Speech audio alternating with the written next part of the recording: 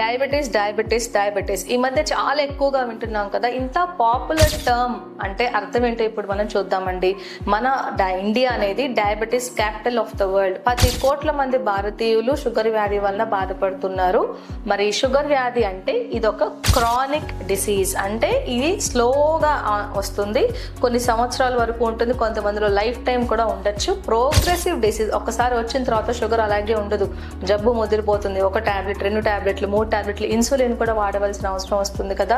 దీని కాంప్లికేషన్స్ ఉంటాయి. ఇది మెయిన్ దీనికి రీజన్ షుగర్ లెవెల్స్ పెరిగిపోవడమే. నార్మల్ షుగర్స్ కాకుండా షుగర్ లెవెల్స్ పెరిగిపోతాయి. ఇన్సులిన్ హార్మోన్లో ఉన్న డిఫెక్ట్ వలన ఇది వస్తుందండి. కొంతమందిలో అసలు ఇన్సులిన్ హార్మోన్ తయారవ్వదు.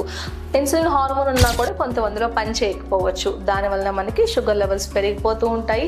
ఈ ఎక్కువ కాలంగా పెరిగిన షుగర్స్ వల్లనే మనము ఆర్గన్ స్లోగా ప్రతి అవయవం అనేది దెబ్బతీస్తుంది. కాబట్టి ముందే గుర్తించాలి. మనము ఫ్రీక్వెంట్గా యూరినేషన్కి వెళ్ళినా, దాహం అనిపించినా, బరువు తగ్గిపోతున్నా, కంటి చూపు మసగ్గా ఉన్నా, పుండు పడి మానకపోయినా, ఫ్యామిలీ హిస్టరీ ఉన్న, అధిక బరువు ఊబకాయం ఉన్న వాళ్ళు రెగ్యులర్గా షుగర్ టెస్ట్ చేయించుకుంటే ముందే గుర్తించి ఈజీగా రివర్స్ చేసుకోవచ్చు.